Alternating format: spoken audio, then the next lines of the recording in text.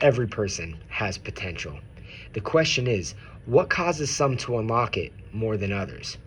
Why do some people embrace challenges and others avoid them? When life gets difficult, some stick in and get through it, and others walk away. As an educator and a principal, I have studied growth my entire life in all shapes and forms, but not just in students, also in people. And I've noticed that the same forces that help a child succeed in the classroom can help an adult and a person succeed in their life. We'll explore what drives human motivation, resilience, and personal growth so that we can become a little bit better than we were yesterday. Welcome to the conversation, and welcome to episode 18 of In the Know with Mr. O. I decided to kind of switch it up from the artificial intelligence conversation in the UNESCO framework, which I promise you we're going to dive into a little bit more deeper.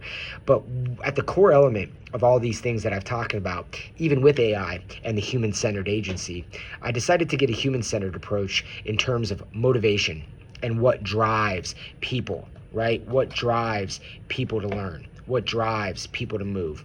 And I've noticed that it's a belief. It's a belief in a system. It's a belief in a person. It's a belief in an ideal, right? And we can talk ad nauseum about the different belief systems that people have. But I think that people need to believe in something. And a lot of times there's a cognitive dissonance that comes into play where people's belief systems are broken down and they find that what they thought to be true may not be true. And that breaks down the conversation or their motivation behind what they believe in. You know, when I see people out there and what drives them, I know that when somebody talks to me and has a little bit of a knowledge of a background of what I believe in based on either listening to me, a form I filled out, anything, and they use that in a way to make a connection to me and then find out what my needs are through questioning, needs assessments, data collection, whatever have you, and they use those strengths and those connections of what I can do and what I do know and bring in facts and evidence on things that I don't know but connected to a topic that I could relate to. That drives the true motivation and change of people. You know, really listening to somebody, talking to somebody, and taking in what this person has to tell you. They're talking to you for a reason. They're giving you bits and pieces of things that they've done. Recently, I had a conversation with a superior, you know, arguably can call them my boss, even though I don't think that they're that. They're a very, very good human leader. You know, kind of said that something that I did recently reminded them of what I told them a strength I had in our very, very, very first conversation, which was amazing to me that this person remembered that. But that was a sign of a true leader, a person that could motivate others, was that they remembered an initial conversation that I had with them. And then they used that to couple with a strength that they saw me actually do in person years later.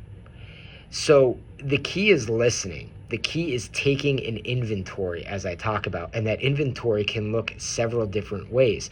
It's almost always hard for me to kind of bring together a practical framework to how to be a real person, right? And how to affect change. But you got to believe in yourself. You have to know that there are good qualities in you, and what you are going to do, as long as it's a servant attitude towards someone else, even if it uplifts yourself as well, is what is for the benefit of others. When I'm talking to a person, I'm looking them in the eye. I'm listening to them. I'm repeating back information to them that they're saying to me in real time so that they're aware that I'm listening. And my feedback to them when I do talk is pointed, it's efficient, and it stays on task to their needs. Because remember, they're often coming to you for the problem if you are a true leader. And the way that you answer that problem is listening to them and providing them experiences and advice that can connect with them on different levels. And if you do need to challenge their beliefs, you need to do that in a way where you can connect with what they're saying to you, acknowledge their real thought and their idea, right? Talk about experiences that you've had that have worked with that situation, even if it challenges their normal belief, right? And try to bring them to a point where it could see the light for them in order to make a change that will motivate them.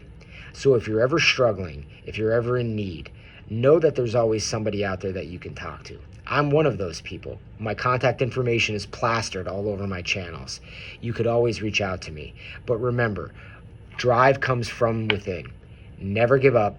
Speak those positive manifestations to you, because even if you feel they won't work out and you do them consistently over and over, day in and day out, things do change. You do have to believe the positive, no matter what depth or struggle you are in.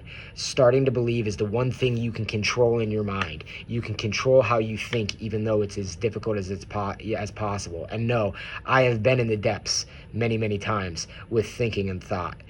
You can do it. Take one foot in front of the other, one positive thought in front of the other. Control that mind and know that you can help somebody. And if you're a leader, take this advice. Listen a little bit closer. Use the connections that you have with that person, with where you want them to go. Help them to see the light through listening, connecting their strengths, and bringing them to the points of where you want them to be. And always be positive with them and uplift them through the conversation. Thanks again for tuning in, everybody, to an episode 18 of In the Know with Mr. O. I'm here for you always. Reach out, connect. I'm here to motivate. I'm here to help you. I help students and teachers every day, or at least I try to, and I want to know that you're all human beings out there. No matter if we don't like or respect one another, right? I always think we should try to respect one another. But in the end, we're all human beings. We all have a place on this planet, and our thoughts have to be valued. So remember that when moving forward. Stay motivated, stay positive. Take care, everybody.